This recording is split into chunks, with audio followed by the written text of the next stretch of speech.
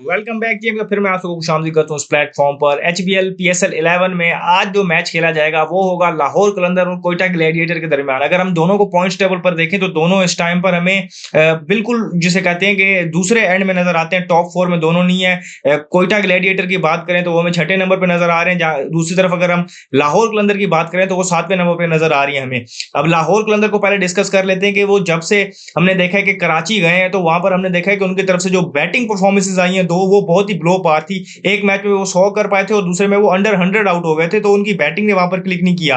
फिर अगर हम देखें तो दोनों में एक चीज ये भी देखी गई कि एक में अगर हम देखें तो वो डे टाइम में मैच खेल रहे थे, एक में वो नाइट टाइम में मैच खेल रहे थे। तो दोनों टाइम पर अगर हम देखें तो उनकी बैटिंग उस तरीके से क्लिक नहीं कर पाई। और फिर अगर ये चीज को भी देखें कि हम के कोयटा ग्लैडिएटर के लिए जो उनकी जिसे कहते हैं की टू सक्सेस, ये होता है कि जो फखर जमान जब ज्यादा रन करते हैं और हम देखते हैं कि उनके लिए कोई 40% से अबव रन किए हुए हैं, जब वो रन करते हैं और जब वो लंबा खेलते हैं उसके बाद हम देखते हैं कि उनकी टीम एक डिफरेंट नजर आने लग जाती है और फिर वो अच्छे तरीके से क्लिक करती है और बड़े स्कोर भी करती है। फिर बाकी जो उनके फिनिशर्स हैं जिस तरीके से सिकंदर रजा है या बाकी हैं वो प्ले में आते हैं और उसकी तरह वो फिर वो एक बड़ा टोटल लगाते हैं। फिर हम देखते हैं कि उनकी बॉलिंग आकर उसको बैक करती है। लेकिन यहाँ पर ऐसा हो रहा है कि वो चीज नहीं हो रही। और अगर हम देखें तो उनकी बॉलिंग में भी इस टाइम पर हमें जो नजर आ रहा है एक चीज के एक शाहीन शाह अफरीदी की अगर आप देखें और उबैद खान उबैद शाह जो है, इन दो को देखें तो ये दो बहुत अच्छी बॉलिंग कर रहे हैं। शाहीन शाह अफरीदी बड़े अच्छे रिदम में नजर आ रहे हैं इस पीएसएल में। और अगर इसे कहेंगे बॉलिंग अटैक को भी लीड कर रहे हैं अच्छे तरीके से और टीम को भी लीड कर रहे हैं। उबैद शाह भी उसका साथ दे रहे हैं। हारिस रऊफ अभी तक उस तरीके से पार्टी पे नहीं आए। सिकंदर रजा भी वैसे बॉलिंग नहीं कर रहे। मुस्तफिजुर रहमान उनको यहाँ पर साथ दे रहे थे, अब वो अवेलेबल नहीं है, वो नेशनल ड्यूटी के लिए चले गए हैं। तो अब ये देखना पड़ेगा कि उनकी जगह कौन आएगा। उसामा मीर उनके पास एक लेग स्पिन का ऑप्शन मौजूद है, राइट आर्म रिस्ट स्पिनर जो पीएसएल में काफी सक्सेसफुल है। अब देखना पड़ेगा कि वो स्क्वाड में आते हैं और यहाँ पर इन कंडीशन में वो कैसा परफॉर्म करते हैं। तो उनके लिए ये चीज भी देखना लाजमी है।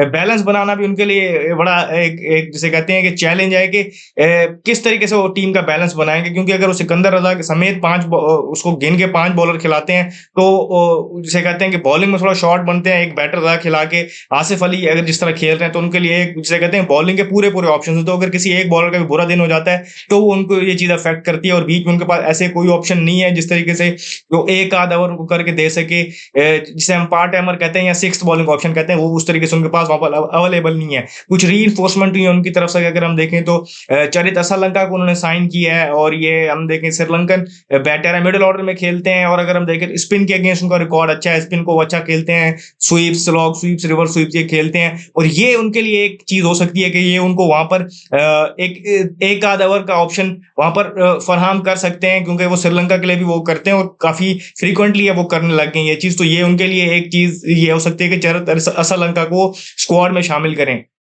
और फिर अगर हम बात करें तो उनके जो लोकल कोर में अगर हम बात करें तो बेंच पे एक मिडिल ऑर्डर के बैटर वहां पर मौजूद है। तैयब ताहिर पीएसएल में से पहले खेल चुके हैं, पाकिस्तान से भी खेल चुके हैं।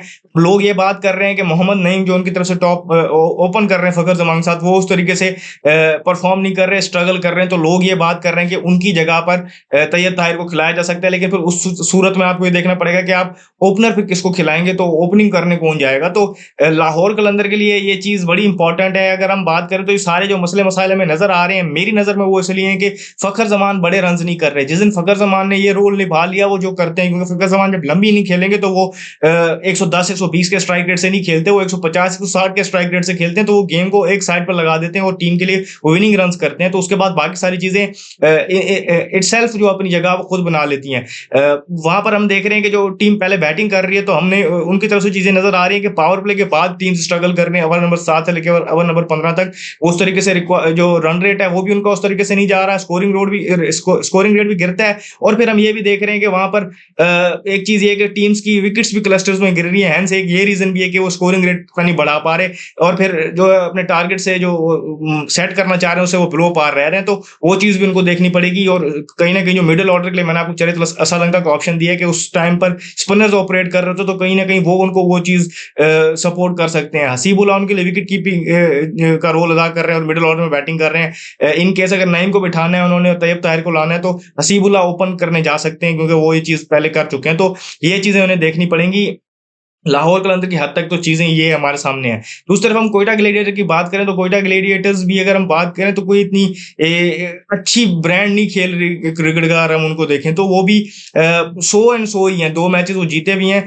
तो अगर हम उनकी ये बात करें, वो भी चेंजेस बहुत कर रहे हैं। अगर उनकी भी बैटिंग लाइन को देखा जाए तो उनके पास मेजॉरिटी ऑफ द जो ऑप्शंस हैं वो सारे टॉप ऑर्डर वाले हैं। 6 नंबर तक हमें वो नज़र आते हैं, तो उनको वो एक क्लैरिटी देनी चाहिए। फिर अगर हम बात करें जो उनकी तरफ से सबसे सक्सेसफुल बैटर है, वो 5वें नंबर पे आके खेल रहा है वहाँ पर हसन नवाज, तो उनको उस चीज़ को देखना पड़ेगा। शामिल हसन जो पिछले मैच में हमने देखा कि शायद इस मरतबा वो ओपन आगे खेले, पिछली मरतबा जो उनको नीचे किया गया वो भी चेंज जो है किसी की समझ में नहीं आई। एहसन अली को लाया गया, ऑलरेडी आपके पास ओपनर स्टफ्ड है, आपने एक और ओपनर ला के वहां पर स्टफ कर दिया। वो चेंज भी किसी को समझ नहीं आई कि वो किस तरीके से चेंज की गई और उसके पीछे क्या मुहर्रिकात थे।